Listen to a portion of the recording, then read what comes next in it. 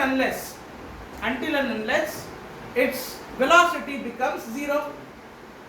If I throw this object, it will go up, up, up, up, up, and at one point you won't even realize it will stop for a fraction of a second because its velocity will become zero. Now, why its velocity is becoming zero? Initially it had some velocity, right, u, which has to be non-zero. If u is zero, can it move? No, it can't move. So its initial velocity has to be non-zero. And with some velocity it started its motion, but it is going in upward direction, that is, it is going against gravity. Earth is giving some gravitational force, so this is going against gravity. Now if it is going against gravity, the acceleration for this motion will be considered as minus g meter per second square. You know that acceleration due to gravity is given by g. Now for upward motion, which starts with some velocity, non-zero, it goes on traveling in upward direction, but it can travel only up to a point where its velocity, final velocity, becomes zero. So this is the upward motion for us, and as this motion is against gravity, acceleration used here will be minus g. Okay. Now obviously when acceleration is minus g, it will impact the kinematic equations we will be using, right? Whatever kinematic equations we will be using, all those kinematic equations will be impacted. And what is that impact? The first kinematic equation, now what was first kinematic equation? For general cases, V is equal to U plus AT. Yes or no? Now we know for upward motion U is non-zero, so I can't substitute anything, it has to be U. But V is zero for the complete motion I am talking about, not the intermediate point. So U is equal to non-zero and V is equal to 0. And what about A? It will be minus G. So what will happen with the equation 0 is equal to U minus GT, or U is equal to GT, or can I say T is equal to U by G? Yes or no?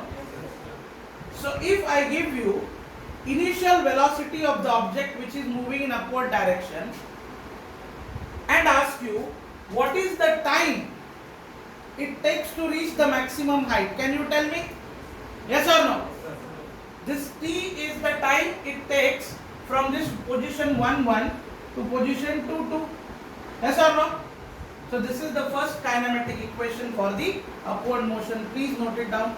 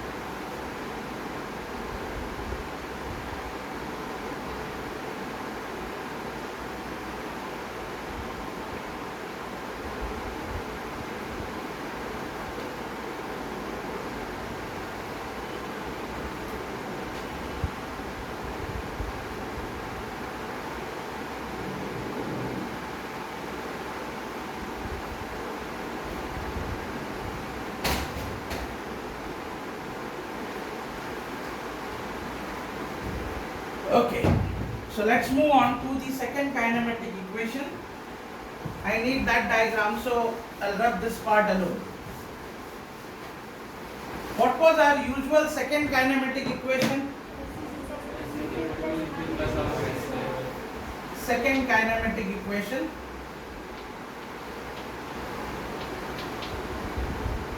S is equal to ut plus half a t square, right? Now, if the object starts from here and goes to here, the total vertical distance I am taking as h. Okay, vertical distance I am taking as h. So h is equal to. Now we can't do anything with ut because u is non-zero, t is time taken, minus half g t square. This will be the second equation, kinematic equation for upward motion. So if they give you u value, I know already I can find out what is t, that is u by g. Once you get that t, you substitute it here, you will get the maximum height which you can achieve with the help of certain velocity. Are you understanding? Suppose if I have a ball, throwing it with velocity of 10 meter per second. How much? 10 meter per second initial velocity.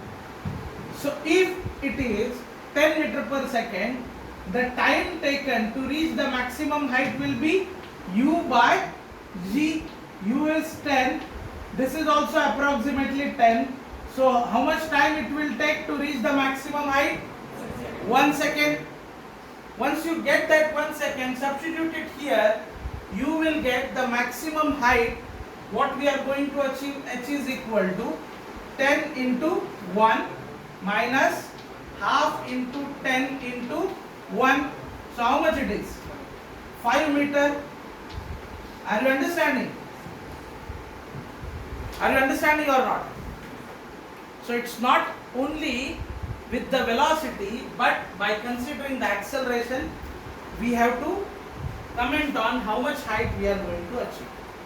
Okay, so this is what we have of the second equation. Now what was our third equation? Third kinematic equation was v square is equal to u square plus 2as. Now again, v is equal to 0, u is non-zero, s is equal to h, and a is equal to what? Minus g. So what will happen with this equation? 0 is equal to u square minus 2gh. Yes or no? Or I can say u square is equal to 2gh, or if I want the maximum height achieved, I can find it out. hm is equal to u square by 2g. Are you understanding? Now if u is equal to 10, initial velocity is 10, g is approximately 10, this is 100 divided by 2 into 10, 20, 100 by 20, what is maximum height? 5. We got again 5. Are you understanding or not? So this is how you must utilize this equation. See, these formulae, even if you don't remember, that's okay, because we have derived all those formulae from the kinematic equations only. Kinematic equations, okay, or resultant kinematic equation I can say for the upward motion without considering the force responsible for motion. Initial force responsible for motion. Are you understanding? Okay, please copy it.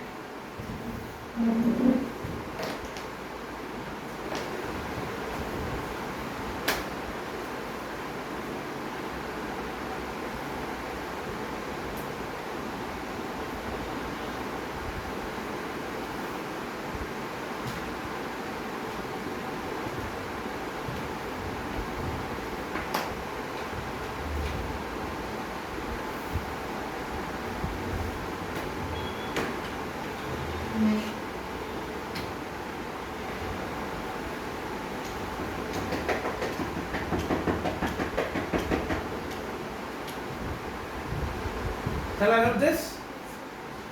All of you have written?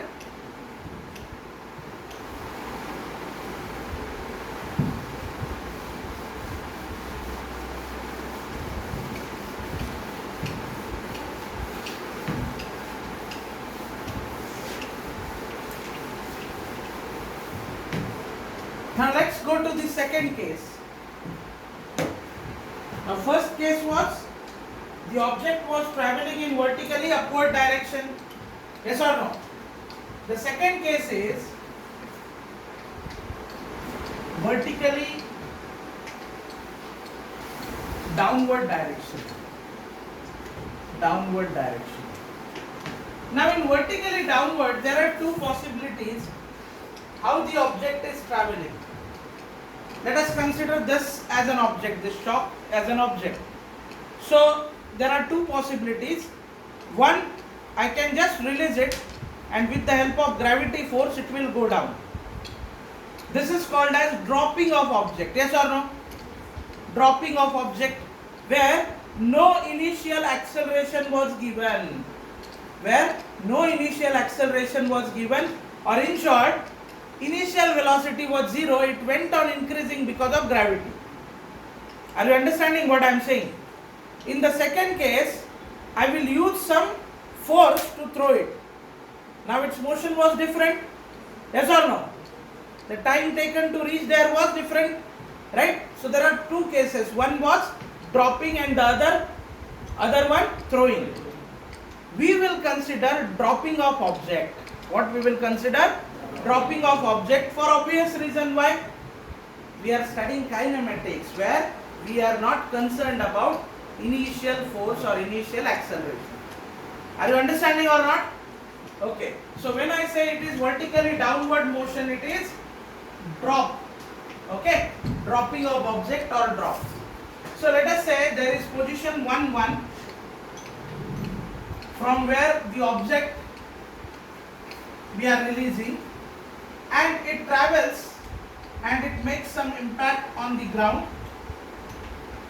Okay, this height is h. Now the initial velocity we will consider it is 0 because it's a drop, right? What will be final velocity? Will it be 0? No, it won't be 0. In last case, u was non-zero and v was 0. In this case, u is 0, v non-zero. That means the initial velocity or the velocity of the object goes on increasing. It's because of the object is traveling towards gravity or in the direction of gravity force, right? So the acceleration in this case will be plus g. Acceleration in case of vertically downward motion will be what? Plus g. Are you understanding or not? Now if this is the scenario, what will happen with kinematic equations? First kinematic equation, which was v is equal to u plus at. Now what will happen with that kinematic equation? V is non-zero, u is 0 and a is g. So v is equal to gt. Yes or no? So if you know the final velocity, you can calculate the time it has taken for the drop. Okay, so v is equal to gt. This is the first equation. Second kinematic equation. What is second kinematic equation? S is equal to ut plus half at square, right? S will be replaced by h, right? H, vertically downward, ut. Now what will happen with this ut? What will happen with ut? 0, right? Because u is equal to 0 and plus half gt square, right? Yes or no? So I can say the time taken by the object is equal to 2h by g, everything under root. Yes or no? If I am saying I am dropping the object from 10-meter height, how much? 10-meter height, 2 into 10 by 10. 10 will get cancelled. Root 2 is the answer, which is 1.41 second. So if I am dropping any object of any mass, this is very special. If I am dropping any object of any mass, it will reach the ground exactly in same time, provided we are neglecting the air resistance. Okay. So if I am dropping 100 kg metal ball and 10 kg rubber ball, both of them will be traveling in or traveling with or in constant time. T is equal to root of 2h by g. Any mass dependency is there? No. So if someone is asking you of the same sizes, because size decides the air resistance, of the same sizes, two spheres, one is made up of metal, one is made up of rubber, are thrown,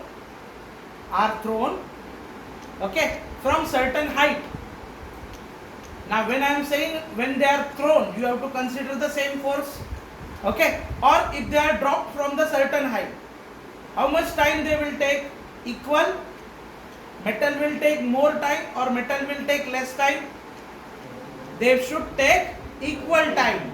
The reason is the time taken to reach the ground by the object, it does not depend on mass as if now, because we are considering kinematics. Are you understanding? Fine. What will happen with third equation? Third kinematic equation. What will happen with third kinematic equation? V square is equal to U square plus 2GH. Straight away I can write 2AS will become 2GH. What will happen with U square? 0. So V is equal to root of 2GH. So if I tell you I am throwing the object from 10 meter, you can tell me what is the approximate speed when it reaches the ground. Yes or no? G value is known to you, 10. 10 into 2, 20. 20 into 10, 200. So 10 root 2. That is approximately 14 meter per second. Are you understanding or not?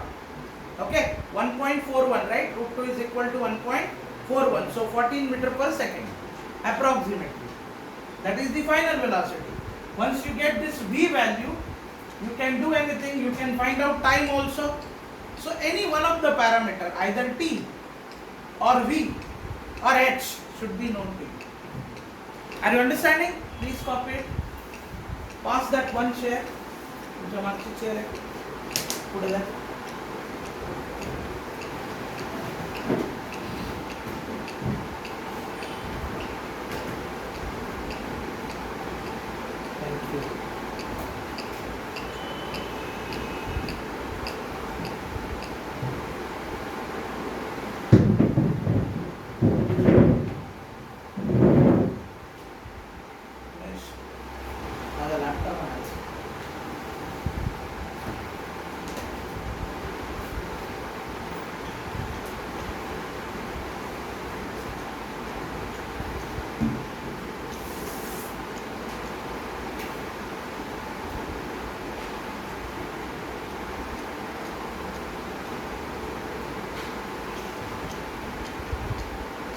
Understood vertical motion? Yes or no? Yes, sir. It's only, considering the acceleration, once positive, once negative. Initial velocity is non-zero for upward case, but final velocity is 0. For downward case, initial velocity is 0, final velocity is non-zero.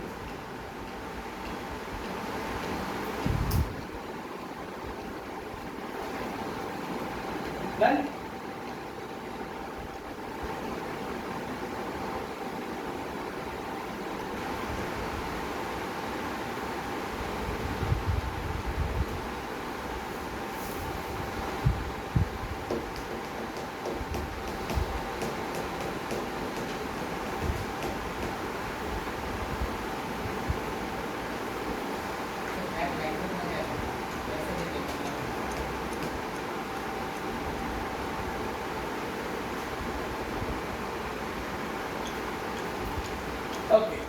Now this is what we have done.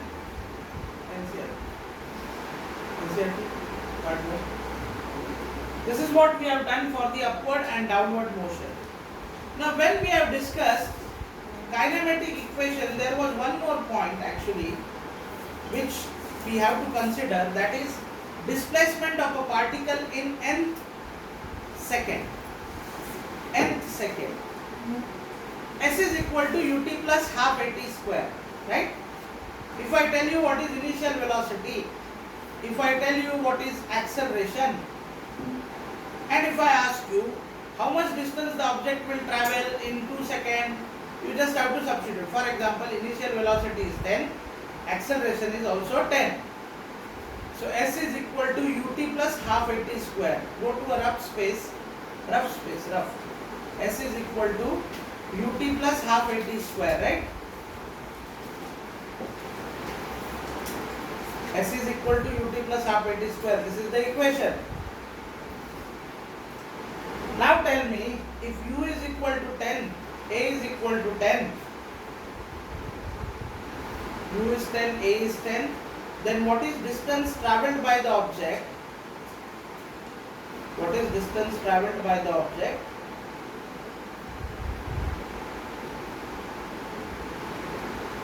In 2 seconds? Huh? How much it is?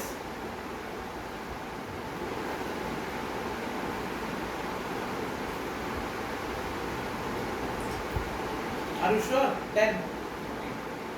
S is equal to ut plus half at square. 10 into 2, 20 plus 20. Right? 40 meters. Now tell me, what is the distance travelled by the object in 3 seconds?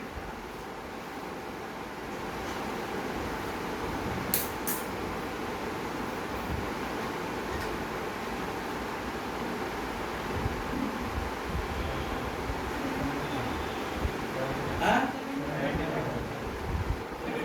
Okay, now listen to my question carefully. You are saying the distance travelled by the object, in 2 seconds is 40 meter, and the distance travelled by the object in 3 seconds is how much you said? 75 meter. Now listen to my question carefully. What is the distance travelled by the object in third second? What is the distance travelled by the object in third second? How much is that? Huh? Total distance travelled in 3 seconds 75. Total distance travelled in 2 seconds 40. So from this 40 to 75, this is the distance travelled by the object in third second. Yes or no? So distance travelled in third second you calculated by a formula S3 minus S2, that is displacement in 3 seconds minus displacement in 2 seconds, right? The same formula we will also use to calculate Snth, that is displacement of the object in nth second. Okay, that we will derive, but as we have learned this vertical motion, immediately let's solve one problem so that you will get some confidence out of it. Okay.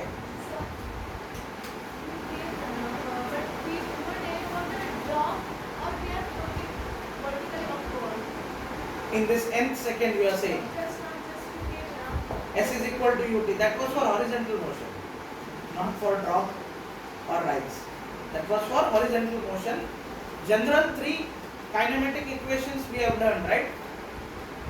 V is equal to u plus at, S is equal to ut plus half at square. So there they may ask you what is the distance travelled by the car in 10th second. 10th second. Not after 10 second or not in 10 second, 10th second. Okay. What is the distance travelled by car in 10 seconds and in 10th second? These two are different things, right? So we are trying to get that formula which we will get after this vertical motion discussion. Okay. Meanwhile, let's solve a question based on this vertical motion principle.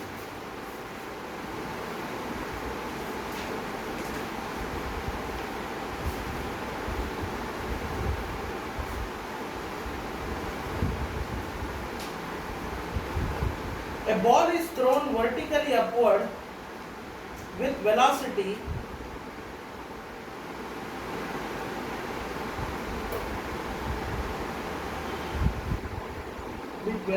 of 20 meter per second.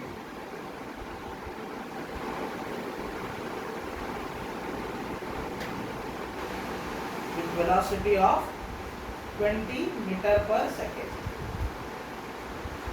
From the top of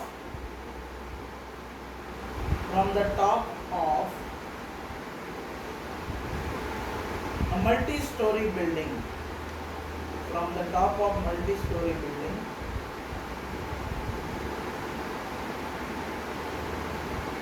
Full stop. The height of the point from where?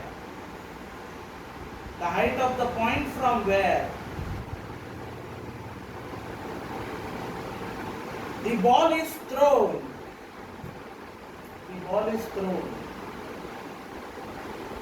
Is 25 meter from the ground. 25 meter from the ground.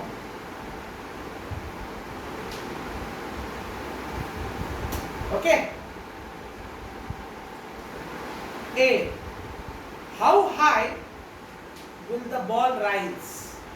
How high will the ball rise? And B.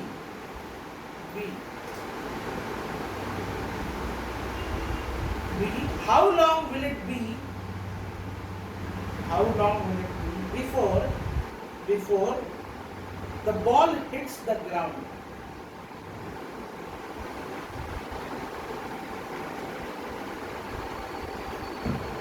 Take G is equal to 10 meter per second square.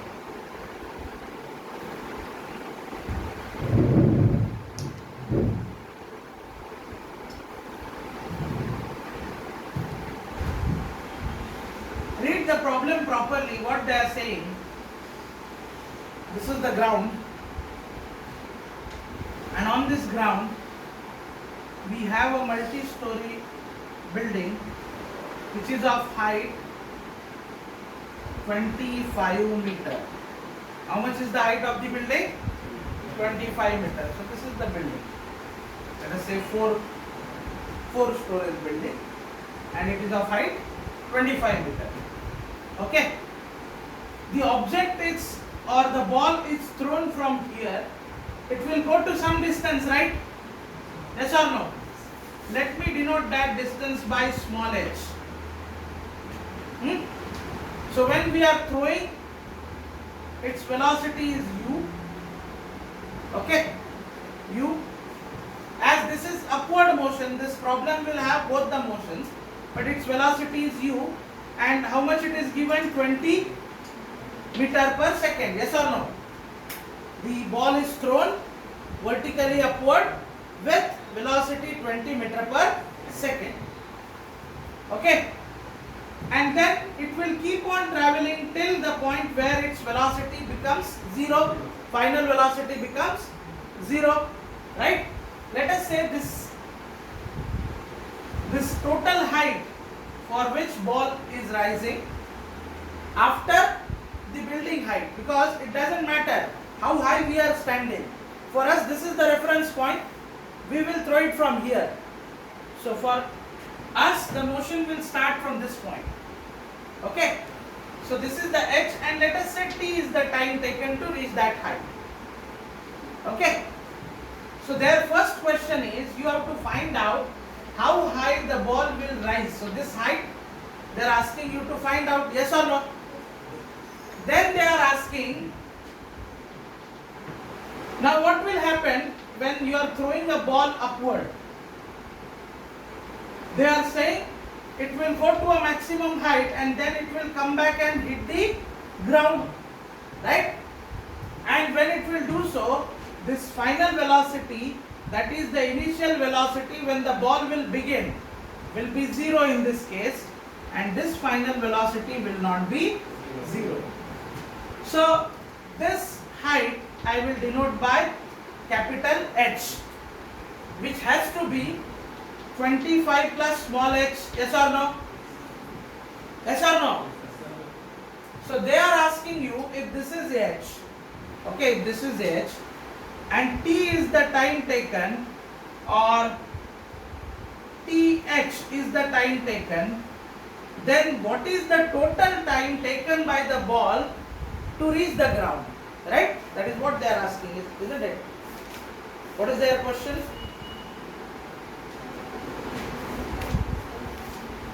What is their question? You have written it, right?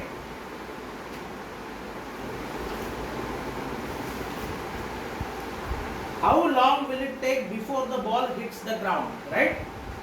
How long will it take? That means it is not only the time from this point to this point. It is time from here to here and here to here. Are you understanding? The total time taken by the ball in the air. That is what we have to calculate. So if I want to calculate total time as t, that t has to be t plus th. Yes or no?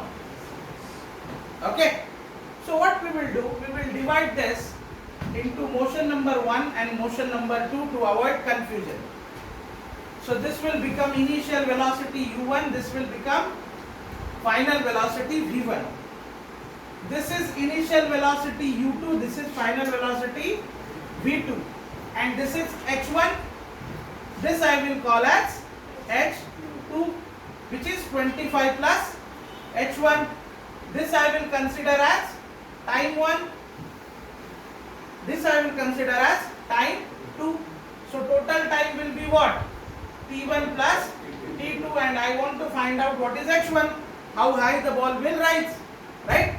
So just like what we did as 1 and 2, let us divide and calculate this motion also.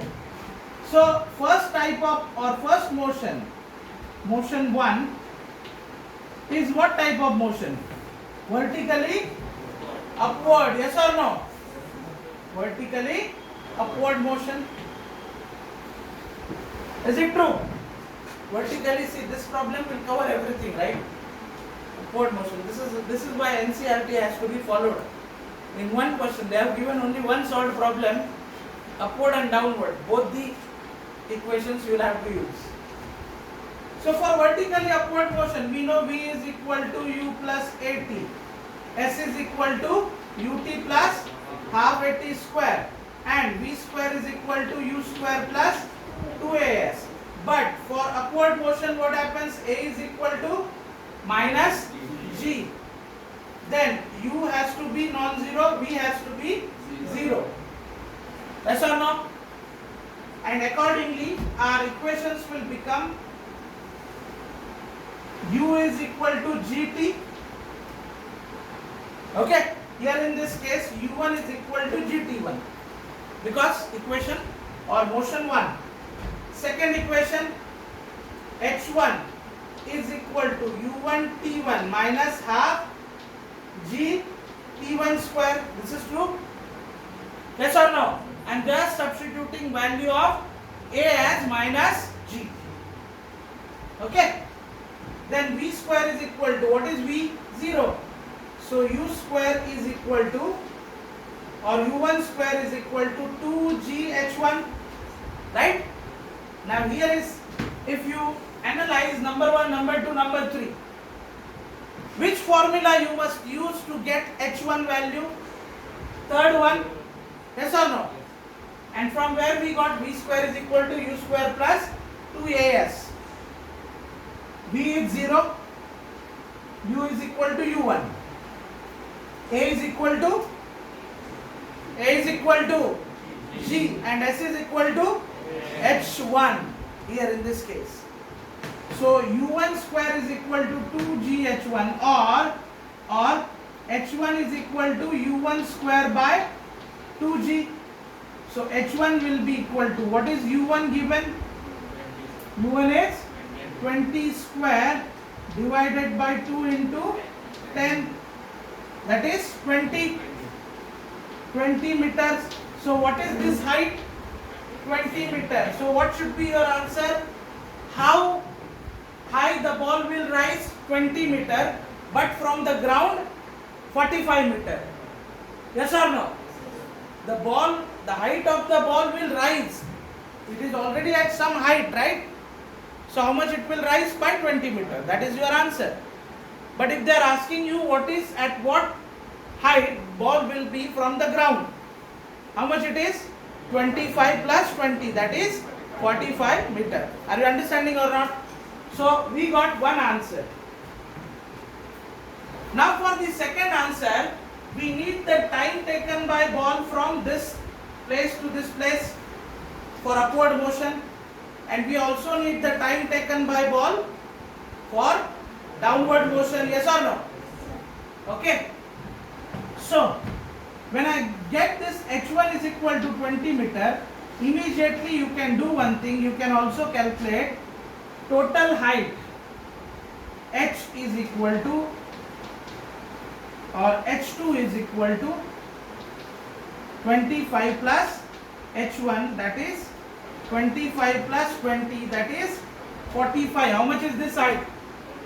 45. So that 45 you can write h2 is equal to 45 meter, because it will be useful to us in the second half, right?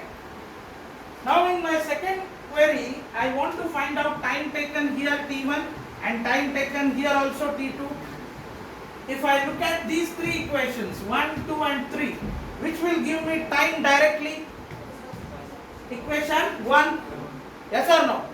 U is equal to G T1. U is known to you. How much it is? 20. G is known to you. How much it is? 10. So how much will be time?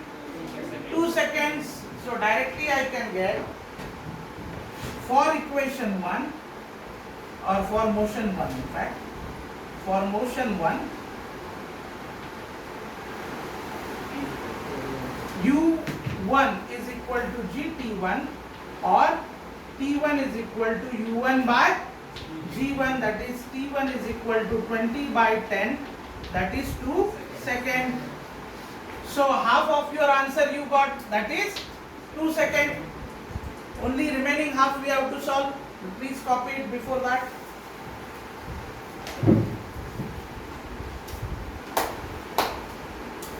Are you understanding what we are doing? Huh? It's interesting, right? Realistic kind of problems. This kind of, these kind of problems will make physics interesting, more interesting.